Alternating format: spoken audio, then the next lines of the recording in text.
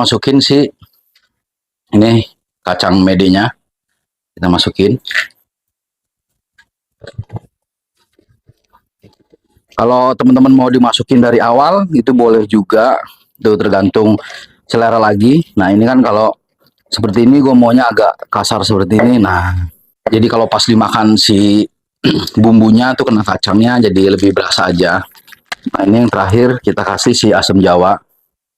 Nah ini asam jawanya kurang lebih kita pakai 1 sendok teh.